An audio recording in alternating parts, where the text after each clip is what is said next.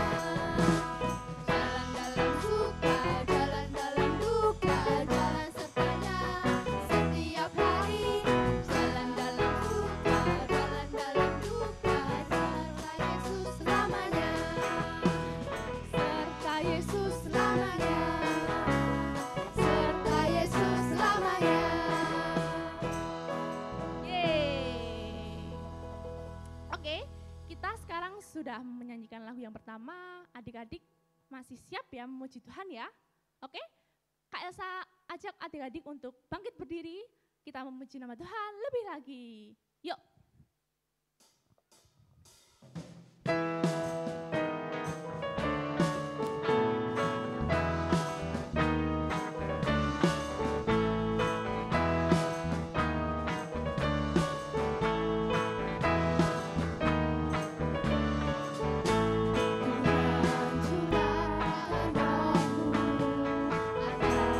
Manusia di bumi, biar anak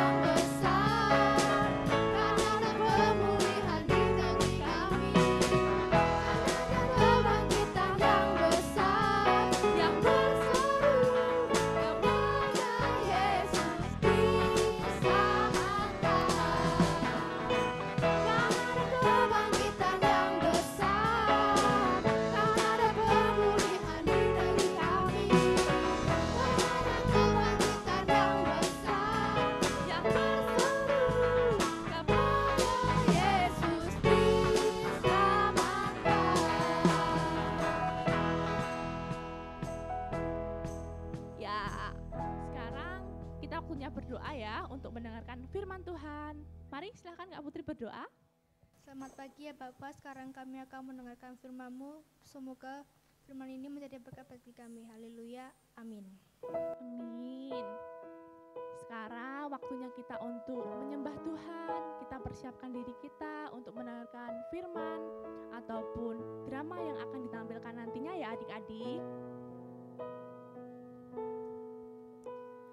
Firman Tuhan ku dengar,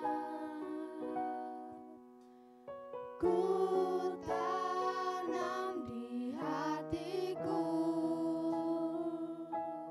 ku ingin bertumbuh subur dan berbuah lebat. Yesus tolong padaku.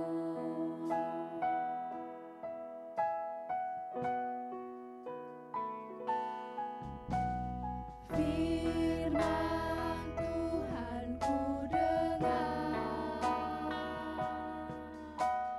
ku tanam di hatiku, ku ingin bertumbuh subur dan berbuah lebat. Yesus tolong padaku. Kita nyanyikan sekali lagi adik-adik. Firman Tuhan ku dengar, ku tanam di hatiku, ku ingin bertumbuh subur dan berbuah lebat. Yesus tolong padaku. Ku ingin bertumbuh subur dan berbuah lebat. Yesus tolong padaku. Ku ingin bertumbuh subur dan berbuah lebat. Yesus tolong padaku.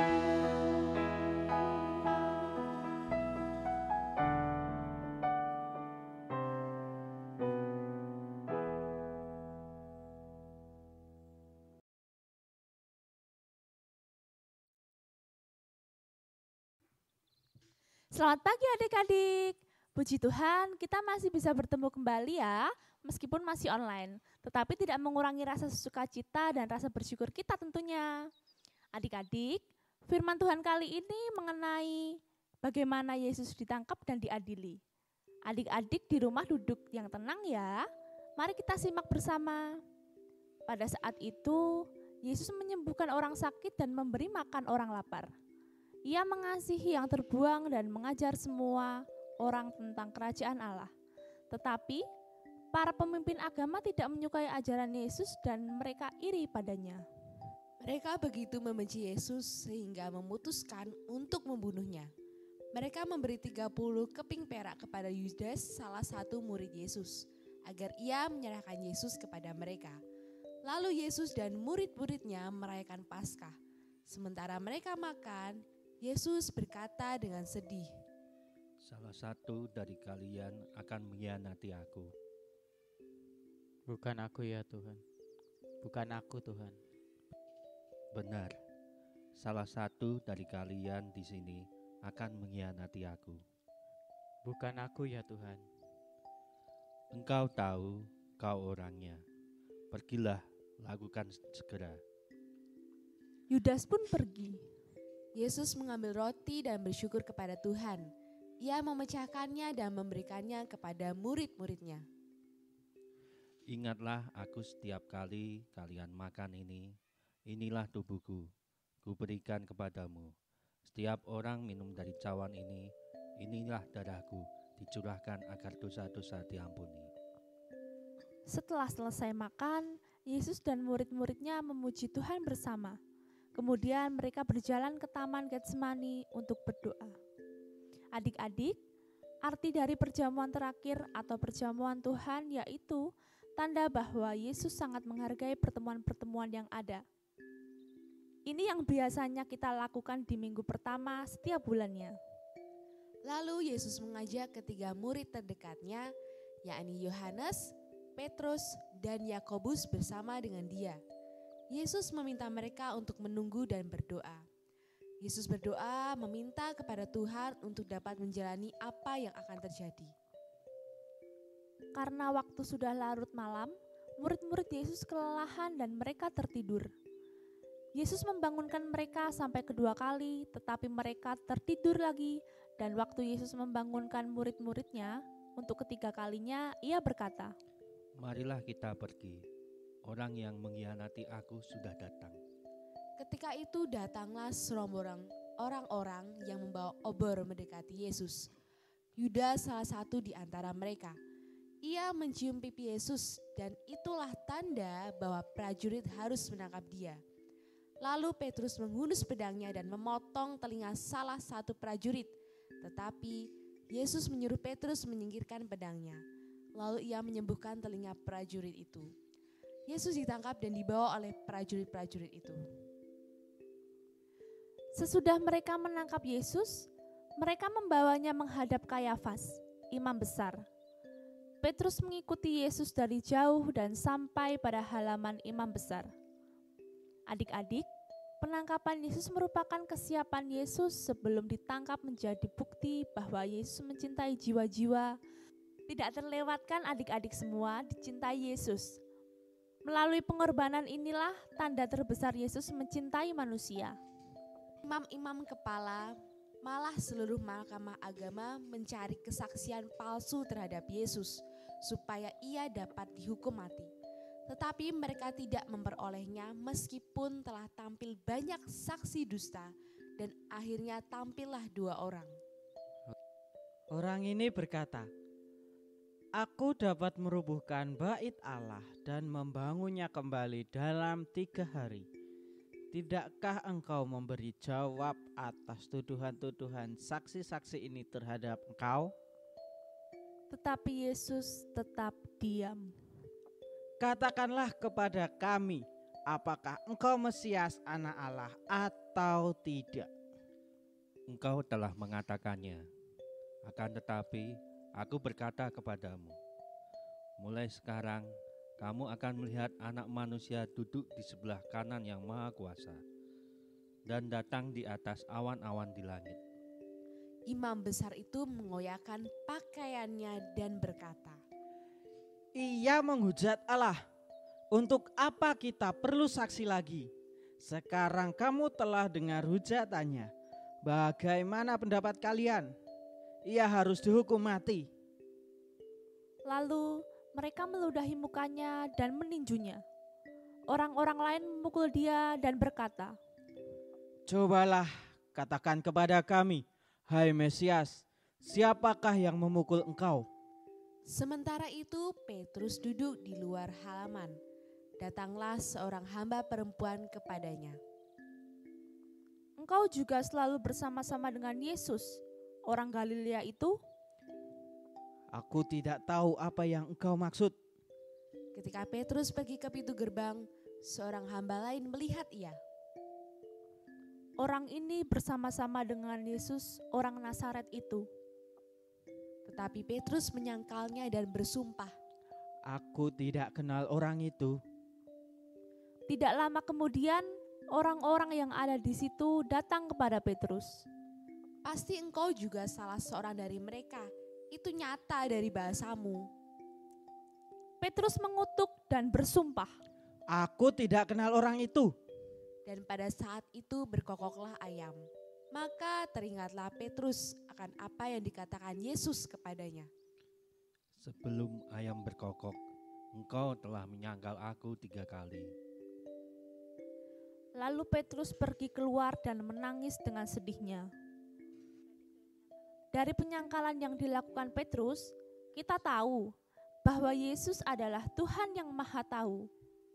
Ini bukti Yesus adalah Tuhan. Tetapi meski Petrus bersalah, dia bertobat. Adik-adik, dari cerita firman Tuhan yang kita dengar, kita tahu bagaimana kasih Tuhan Yesus yang begitu besar kepada Yudas yang tidak mau bertobat, meskipun sudah diperingatkan beberapa kali. Sikap dan tindakan Tuhan Yesus penuh kasih dan kuasa tersebut seharusnya menyadarkan Yudas dan rombongan orang banyak sehingga mereka bertobat. Nah, adik-adik, kalau kita berdosa, kita harus minta ampun kepada Tuhan ya. Dan kita bertobat untuk tidak mengulangi perbuatan yang sama. Kita juga harus bisa meneladani kasih Yesus kepada kita umat manusia. Kita juga harus bisa mengasihi sesama kita. Demikian adik-adik firman Tuhan kali ini. Selamat hari Minggu, Tuhan Yesus memberkati. Terima kasih Tuhan Yesus buat firman-Mu pada pagi hari ini. Kami mengucap syukur dan berterima kasih atas kasih yang telah Engkau berikan bagi kami anak-anak-Mu yang penuh dengan dosa ini. Engkau telah merelakan nyawa-Mu di atas kayu salib demi kami ya Tuhan. Ajar kami untuk senantiasa patuh dan taat akan firman-Mu. Terima kasih Bapa, kami telah berdoa dan mengucap syukur di dalam nama Tuhan Yesus Kristus. Haleluya.